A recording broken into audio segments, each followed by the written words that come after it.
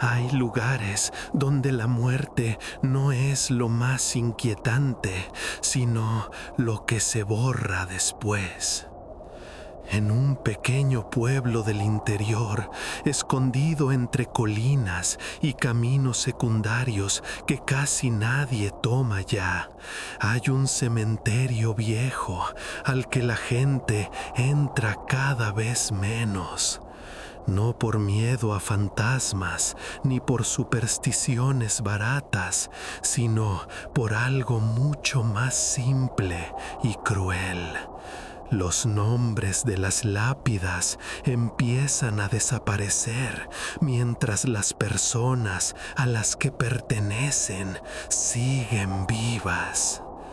Primero se difumina una letra, luego otra, hasta que queda solo la foto amarillenta, la fecha y una piedra casi muda. Y al mismo tiempo, quien comparte ese nombre empieza a olvidar cosas, una cara, una fecha importante, cómo se escribe su propia firma.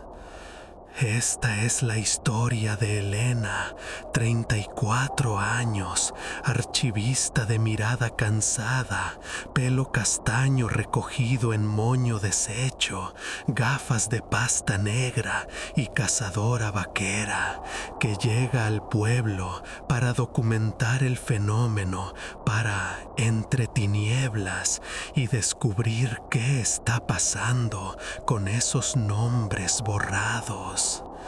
Acompañada por don Mateo, el sepulturero viejo, delgado, de manos huesudas, gorra de lana y abrigo marrón demasiado grande, se adentrará en un cementerio donde las lápidas no solo recuerdan a los muertos, sino que negocian con los vivos. Mientras escuchas, piensa en tu nombre escrito en algún sitio fijo, en un timbre, en un DNI, en una tumba que aún no existe. Y pregúntate qué pasaría si poco a poco empezara a borrarse en la piedra y en tu cabeza. Elena llega al pueblo al final de la tarde, con el cielo cubierto de nubes bajas que aplanan todos los colores. El cartel oxidado junto a la carretera anuncia un nombre que apenas se lee, como si el óxido hubiera empezado allí su trabajo. Aparca su coche frente al pequeño ayuntamiento y se cuelga la mochila con la grabadora, las libretas y una cámara que usa más por costumbre que por necesidad. La plaza está casi vacía. Un bar con las sillas apiladas, una fuente seca, 3 casas con persianas a medio bajar. De entre las sombras de un portal sale don Mateo, delgado como un espantapájaros, piel de papel, ojos claros hundidos. Lleva gorra de lana gris, abrigo marrón que le queda grande y unas botas viejas cubiertas de polvo. «Usted es la chica de la radio», dice sin preguntar. Elena asiente, se presenta y explica que trabaja en un programa de historias oscuras, entre tinieblas, y que ha venido porque alguien les escribió sobre un cementerio donde las letras se deshacen. Él asiente, como si esa explicación fuera menos importante que el hecho de que haya venido alguien de fuera. Caminan hacia la loma donde está el camposanto, cruzando una carretera estrecha. La verja de hierro negro que lo rodea tiene puntas gastadas y manchas de óxido. Más allá, filas de tumbas, cipreses altos, nichos blancos en el muro. Lo primero que llama la atención de Elena no es el silencio, sino la cantidad de lápidas con huecos, nombres incompletos, iniciales rotas, apellidos que han perdido vocales. Don Mateo abre la verja con un chirrido que parece demasiado alto para un lugar así. Las piedras se cansaron de sostener mentiras, murmura, como si fuera una broma que se le ha secado en la boca. Elena enciende la grabadora. El aire huele a tierra húmeda, flores marchitas y algo más frío, como papel antiguo. Caminan por la primera fila de tumbas mientras Elena describe en voz baja cada detalle. Las fotos ovaladas en cerámica, los marcos oxidados, los floreros con agua verdosa. En una lápida baja, una foto de una mujer de mediana edad sonríe todavía. El marco pone María y el resto del apellido es una mancha blanquecina en el mármol. Debajo, las fechas 1958-2002. Don Mateo señala con el mentón hacia las casas que se ven más allá de la tapia. La hija vive todavía en aquella casa de persianas verdes. Desde que el apellido de su madre empezó a borrarse, ella escribe el suyo con faltas, se le cambian las letras. Su firma ya no se parece a la de antes. En otra tumba, un hombre joven en foto de carné mira serio a la cámara. El nombre está completo, pero el apellido solo conserva la primera letra. En la esquina inferior, alguien ha intentado repasar las letras con pintura negra. El repaso también se ha descascarillado. Cuanto más insisten en escribir, más rápido desaparece, comenta don Mateo. Elena se agacha, pasa la yema de los dedos por encima de un hueco donde debería haber una R. La piedra está lisa, sin la mínima marca de cincel. ¿Cuándo empezó?, pregunta. Él se rasca la barbilla. Depende de a quién preguntes. Hay quien dice que desde siempre, que aquí la tierra no aguanta bien los nombres.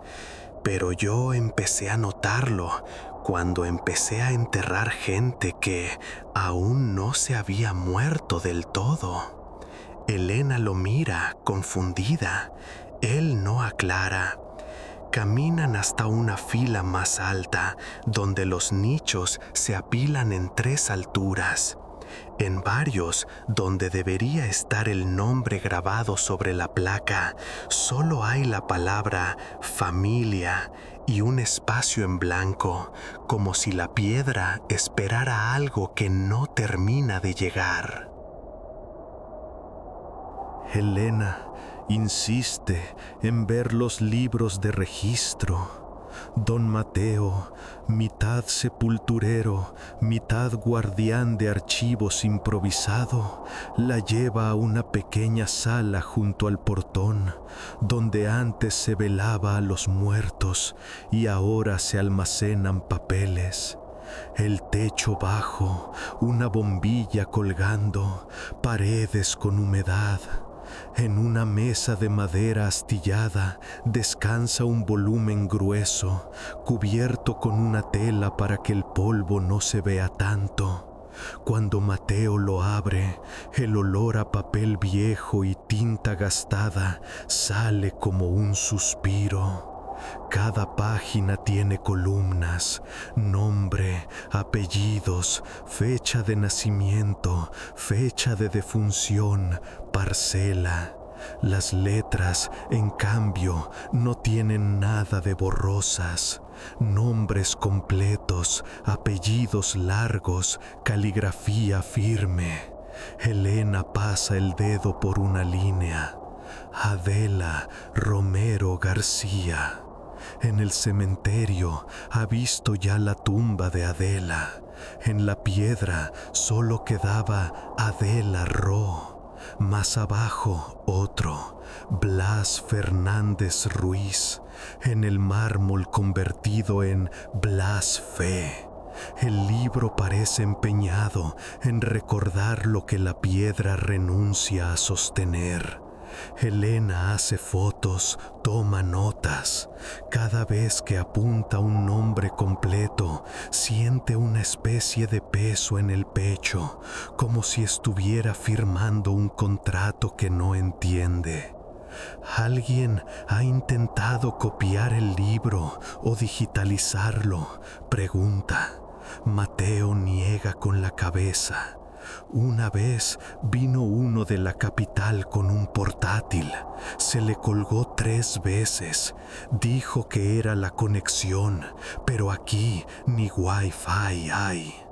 Elena sonríe por inercia, cierra la grabadora un momento y se queda escuchando el silencio del cuarto, interrumpido solo por el golpeteo de una rama contra la ventana. Aquí dentro, piensa, los nombres siguen siendo sólidos, fuera no. Y por primera vez siente un miedo distinto, el de que algo empiece a borrar también el papel. Elena quiere hablar con alguien afectado. Don Mateo la acompaña hasta la casa de persianas verdes que se veía desde el cementerio. Llaman al timbre. Un sonido metálico atraviesa la casa. Abre una mujer de unos 40 años, pelo corto teñido de rojo, bata de estar por casa con manchas de lejía. Se presenta como Lucía. Sus manos, nerviosas, juguetean con un cigarrillo apagado. Cuando Elena explica que está haciendo un programa sobre el cementerio, Lucía primero se tensa, luego suspira y los hace pasar al salón. Hay fotos por todas partes, comuniones, bodas, playas de otro tiempo. En varias, Lucía aparece junto a una mujer mayor, la misma de la lápida de María. En algunas instantáneas, el gesto de la madre es nítido. En otras, su cara parece más desenfocada, como si la foto hubiera perdido calidad solo en esa zona. Lucía cuenta que, desde que se borró el apellido de su madre, empezó a olvidar cosas pequeñas, un número de teléfono, donde guardaba las llaves. Al principio lo achacó al estrés, pero una mañana fue a firmar un papel en el banco y, al ver su propio apellido, no supo seguro si estaba bien escrito. Lo reescribió 2 veces. Desde entonces, cada vez que firma, siente que está imitando a otra persona. Elena toma nota de la forma en que ella pronuncia su propio nombre, como si le costara un poco. No quiero que repongan las letras en la tumba, dice Lucía de pronto. Las veces que lo han intentado, se borra más rápido. Es como si la piedra se enfadara. Don Mateo baja la mirada. No le gusta hablar de las veces en que la piedra reacciona. Elena, mientras tanto, siente la extraña sensación de que en esa casa llena de fotos, los nombres son lo único realmente frágil. Al día siguiente, Elena asiste a un entierro. El pueblo es tan pequeño que los muertos no se pueden esconder. Un féretro sencillo, unos pocos vecinos, el cura con sotana vieja. La difunta es una anciana que, según le cuentan, hacía años que apenas recordaba nada. El apellido, largo y sonoro, luce perfecto sobre la cinta de la corona. Cuando el ataúd baja a la fosa, Elena observa la lápida recién colocada, con el nombre completo grabado, la piedra aún limpia. Don Mateo lanza la primera palada de tierra. El resto se dispersa lentamente. Solo se quedan Elena, Mateo y un sobrino de la difunta, un hombre de manos callosas y mirada perdida que mira su móvil sin saber qué hacer. Mientras hablan, Elena nota un cambio mínimo. Una de las letras del apellido parece menos profunda. Se acerca, parpadea, cree que es cosa de la luz, pero al volver la vista segundos después, la línea de la ñi ha perdido intensidad. Lo ve, susurra a Mateo. Él aprieta la mandíbula. Con algunos empieza enseguida. Tuvo muchos olvidos. La tierra se lo cobra rápido. El sobrino comenta, casi como al pasar, que desde hace unos días se levanta sin recordar qué ha soñado, que hay mañanas en las que tarda en acordarse del nombre de su abuela. Es normal, supongo, dice. Elena, que lleva la grabadora encendida, siente que no hay nada normal en ver un nombre recién grabado empezar a deshacerse ante los ojos de los vivos. Mira alrededor, los cipreses, el muro, las otras tumbas. Todo parece estable, salvo las letras. Y, por primera vez, se pregunta si el problema es el cementerio o algo en las personas que intentan dejar huella en esa tierra. La noche cae rápido sobre el pueblo. Elena se queda en una pequeña habitación de la casa de huéspedes, un espacio de techo bajo con cama de hierro, colcha antigua y una ventana que da a las luces lejanas del cementerio. No puede dormir. Sobre la mesilla, su cuaderno abierto muestra columnas de nombres copiados del libro de registro, junto a notas sobre lápidas parcialmente borradas. Decide hacer una prueba. Enciende la grabadora, coloca la cámara en un ángulo que apunta al cuaderno y empieza a leer en voz alta. Nombre completo, fechas, parcela. Después, con un bolígrafo negro, reescribe en una hoja aparte los mismos nombres, intentando calcar la caligrafía original. A mitad de la lista, siente un leve mareo, como si le faltara aire. Algunas letras se le escapan torcidas, los apellidos se le enredan. Repite 1, 2 veces hasta estar segura. Cuando termina, apaga la cámara y la grabadora y apoya la frente en el cristal frío de la ventana. Desde allí ve un rectángulo de luz débil entre los cipreses.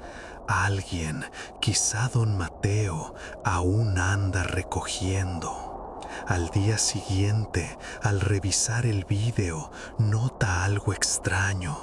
En ciertos momentos, su voz parece desaparecer un segundo, como si el audio hubiera sido recortado. Y en la hoja donde escribió los nombres, uno de ellos se ha vuelto más pálido, la tinta diluida en el papel, aunque el bolígrafo no falla en otras palabras.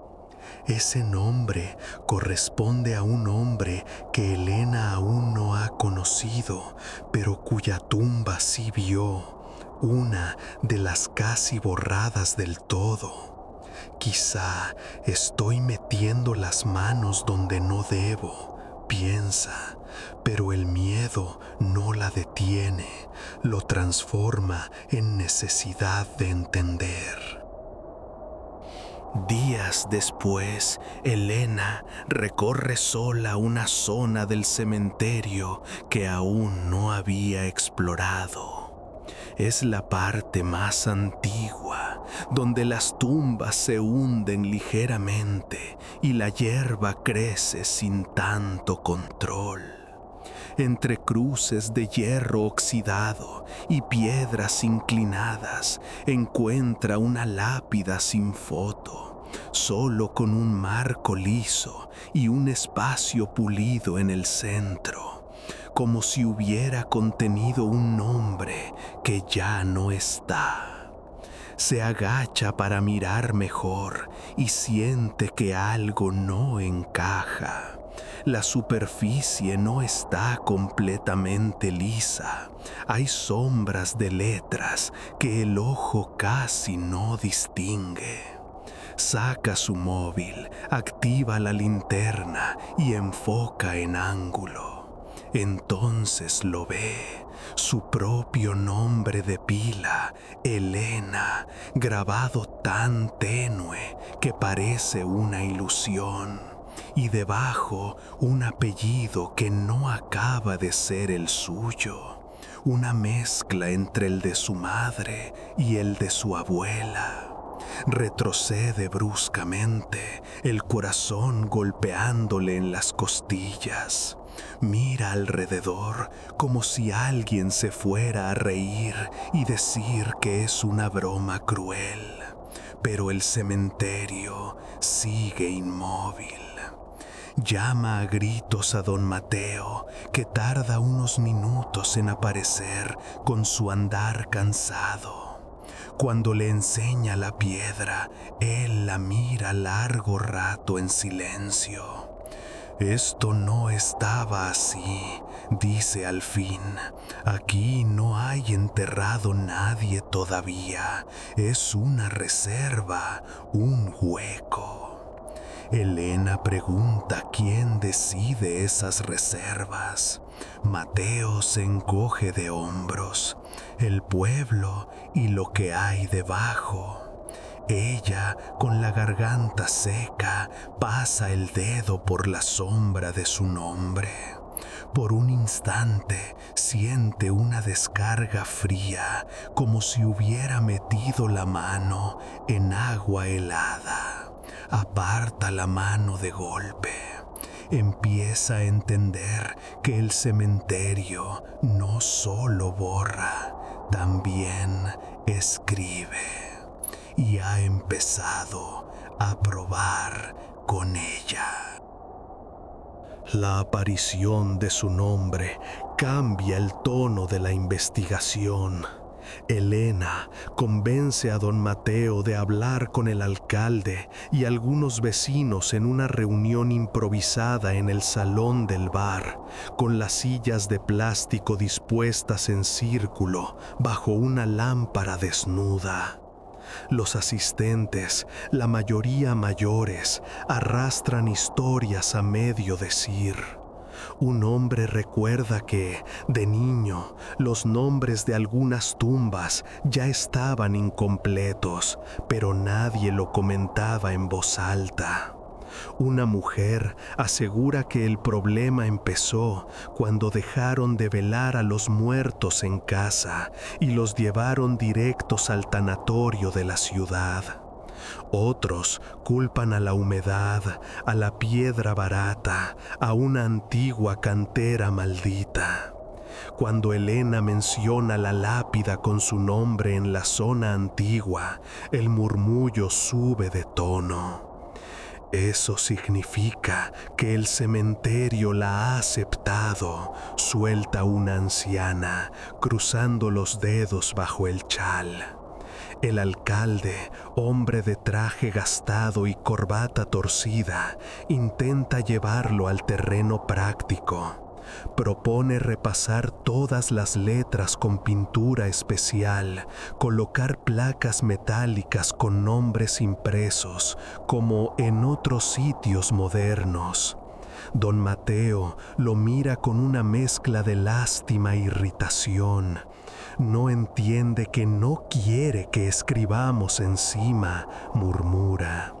Elena, grabadora sobre la mesa, siente que la reunión no busca solución, sino repartir culpas.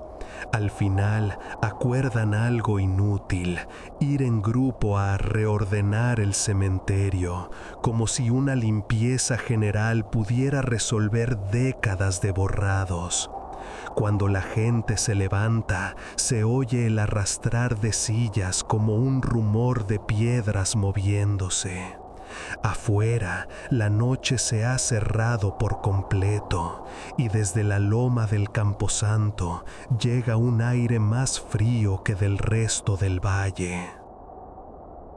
La reordenación se convierte en una especie de romería distorsionada. Una tarde nublada, vecinos armados con cubos de agua, cepillos, pintura negra y placas nuevas suben al cementerio. Elena y don Mateo los observan desde la entrada.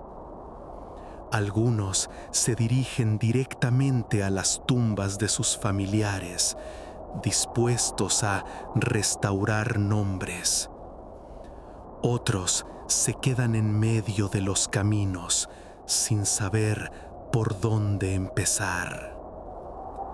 Cuando una mujer de mediana edad se arrodilla ante la tumba de su padre y empieza a repasar letra por letra con un pincel, la piedra responde con una grieta que se abre desde la base hasta la mitad del apellido, haciendo saltar astillas de mármol. El sonido hace que todos se giren.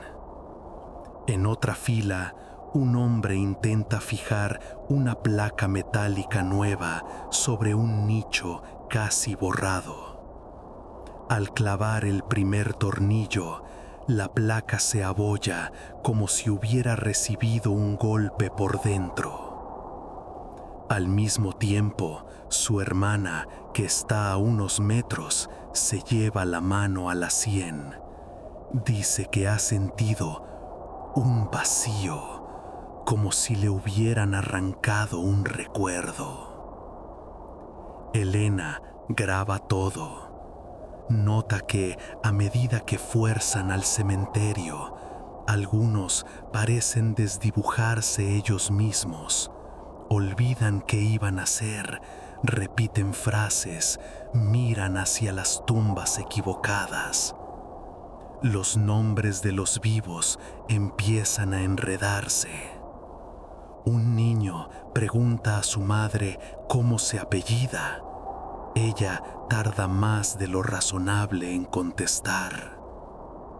Don Mateo susurra que el lugar está devolviendo el golpe, que no soporta que le impongan palabras. La tarde termina con más nombres agrietados que restaurados. Cuando la gente baja la loma, el cementerio parece más silencioso que nunca, como si hubiera ganado una discusión que nadie sabía que estaba teniendo. Esa noche, Elena insiste en que don Mateo le cuente todo lo que sabe. Se sientan en la pequeña sala del velatorio, ahora usada como despacho, con una botella de licor medio vacía entre ambos. Él mira mucho rato a la llama de la vela que han encendido por costumbre. Luego habla. Cuenta que décadas atrás hubo un accidente del que casi nadie habla. Un autobús lleno de jornaleros se salió por un barranco cercano. Muchas víctimas, algunos sin documentación, otros con nombres repetidos. La prisa por enterrarlos, el miedo a la culpa, hicieron que varias tumbas se llenaran a la vez, sin estar claro quién estaba dónde. Ponían el primer nombre que alguien recordaba, dice. En una misma fosa, 3 Juanes, 2 Manueles. La tierra se llenó de gente mal nombrada. Desde entonces, según él, el cementerio empezó a corregir. Borraba apellidos mal puestos, tachaba de la piedra los nombres que no correspondían, mezclaba letras hasta que no significaban nada. Los vivos, sin saberlo, se fueron apoyando en esos errores. Bautizaron a sus hijos con nombres ya confundidos. Firmaron papeles con apellidos que no eran exactamente los suyos. Esto no es solo quiebra, murmura. Es memoria equivocada, comprimida en una loma. Elena, con el bolígrafo suspendido, siente que algo encaja. Los nombres borrados no son un simple capricho sobrenatural, son un ajuste de cuentas entre la tierra y la mentira. Pero entonces recuerda su propio nombre en aquella lápida vacía. Ella no estaba en aquel autobús, no pertenece a esa historia. O quizás sí, a fuerza de querer registrarla. Decidida a no dejarse absorber por el lugar, Elena planea una última acción. Vuelve a la zona antigua donde apareció su nombre y se sienta frente a la lápida todavía en blanco a plena luz del día. Saca una libreta nueva de hojas gruesas y escribe en la primera página: nombres que no se borran. Empieza a copiar uno a uno los más dañados del cementerio, tal y como figuran en el libro de registro, no en la piedra. Mientras lo hace, habla en voz alta para la grabadora, repitiendo despacio cada nombre, cada letra, como si se los enseñara a alguien. El viento levanta polvo seco y hojas. A mitad de la lista siente un hormigueo en la punta de los dedos. Mira su letra. Las últimas vocales están más débiles, como si el bolígrafo se hubiera quedado sin tinta solo allí.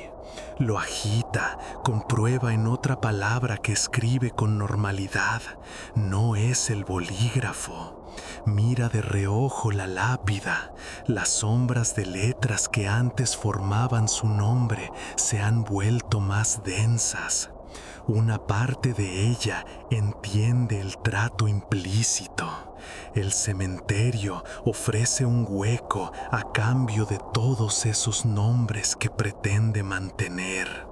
No, susurra, rompe la primera hoja, la guarda doblada en el bolsillo interior de su cazadora junto al corazón, como si así la sacara del alcance de la tierra.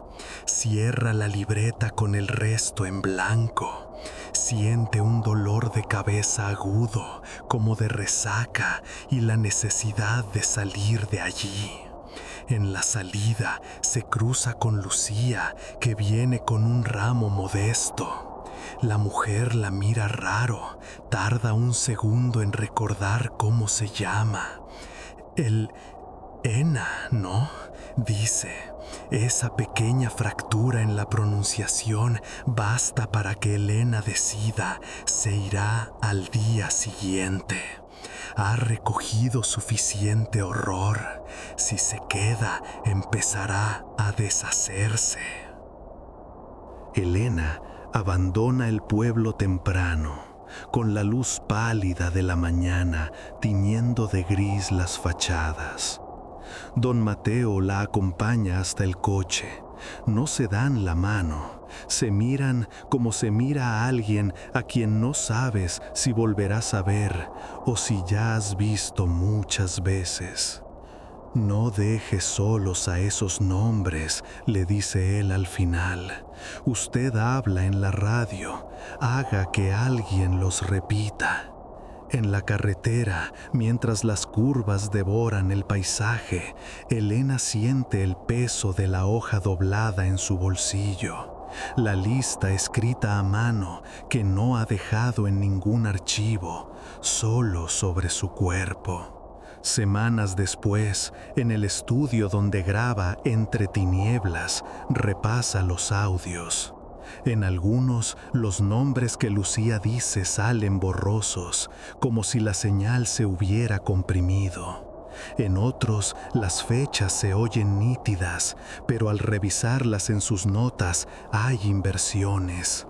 En la pantalla del ordenador, uno de los archivos de sonido aparece con el título cambiado a un conjunto de letras sin sentido. Lo abre, se escucha viento, pasos sobre grava, el crujido de una puerta de hierro. Y, muy al fondo, alguien recitando nombres como si los leyera de una lista. No es su voz. Cuando por fin emite el episodio, Elena incluye todos los nombres que puede, los lee despacio, los deja resonar en el micrófono. Después apaga las luces del estudio y se queda a oscuras, escuchando la respiración del lugar. En el bolsillo, la hoja doblada se ha humedecido con el sudor. Al regresar a casa, busca esa vieja lápida en las fotos que tomó. En la imagen, el espacio blanco sigue vacío, sin rastro de su nombre. Pero en el reflejo del mármol, una figura con cazadora vaquera y moño deshecho parece agacharse a leer algo que la cámara no ha captado. Elena entiende que la historia no ha acabado, simplemente ha cambiado de formato. Ahora, cada vez que alguien escucha El cementerio de los nombres borrados, añade un hilo más al tejido frágil de esos nombres que se resisten a desaparecer, o quizá aceleran su borrado en la piedra a cambio de sobrevivir en tu memoria. Has recorrido un cementerio donde lo que se borra no son solo letras viejas en mármol húmedo, sino trozos de identidad.